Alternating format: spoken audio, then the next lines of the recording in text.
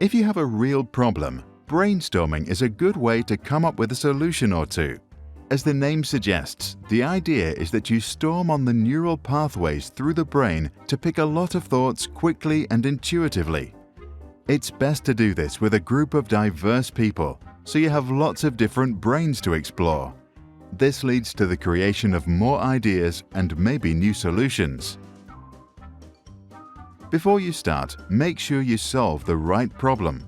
Einstein said, to solve a problem, I would spend 55 minutes defining the problem and then 5 minutes solving it. Tina Seelig, a well-known professor on creativity, teaches to define a problem by reframing the question. For example, by simply asking why. Say you brainstorm ideas for a birthday party for your mum. You can ask, why do we organize birthday parties? You might then realize that we do them to make people feel special. Then ask, how can I make my mum feel special?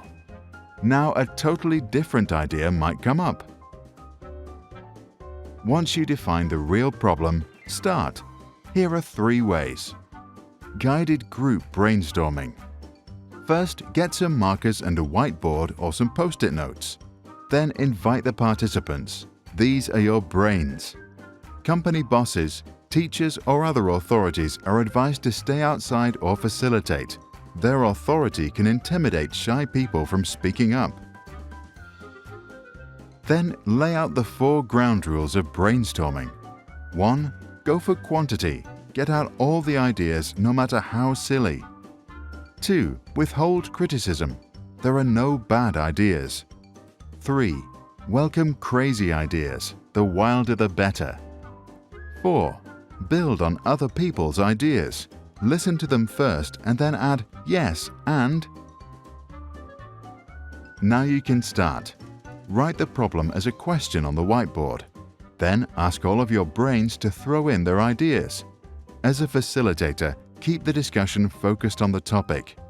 To ensure that people don't speak over one another, you can provide a talking stick which is passed around. Note down all the ideas and put them up for everyone to see. Remind people to add on to ideas. If Anne thinks of, let's build a cool umbrella, Jay can say, yes, and let's make it one that flies too. If someone did kill a good idea, the facilitator can always bring it back to life to throw it back on the table.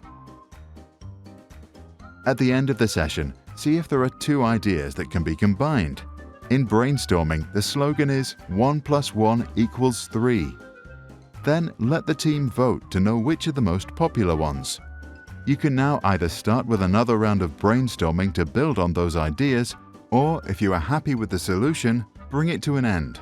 Finally, record your best ideas so you don't lose them. The nominal group technique. Explain the ground rules and present the problem. Then ask each person to write their ideas anonymously. Then collect the ideas and let the group vote on each idea. The top-ranked ideas may be sent back to the participants or subgroups for further brainstorming. For example, one group may brainstorm on the form of a product, while the other focuses on the technical features. The group passing technique. Let people sit in a circle, explain the rules, and present the problem. Each person writes down one idea and then passes the piece of paper to the next person, who adds some thoughts. This continues until everybody gets his or her original piece of paper back.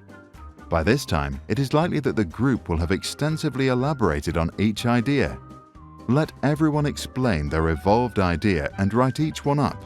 You can then let the group vote. If you want to brainstorm by yourself, give it a try right now. At the end of this scene, we will present you with a problem. Once you get it, write 5 ideas in the comments below as fast as you can without much thinking. This unlocks your creativity and gets you past mental blocks. After you are done, read the comments from the others. Pick your favorite idea and build your thought on top of it. To do that, just reply to that person starting with yes and. Here's the problem. Our oceans are full of plastic waste. A lot of it is eaten by fish with uncertain effects on our health. According to The Economist newspaper, by 2050 the oceans could contain more plastic than fish, measured in weight. So, how can we reduce the plastic waste in our oceans today?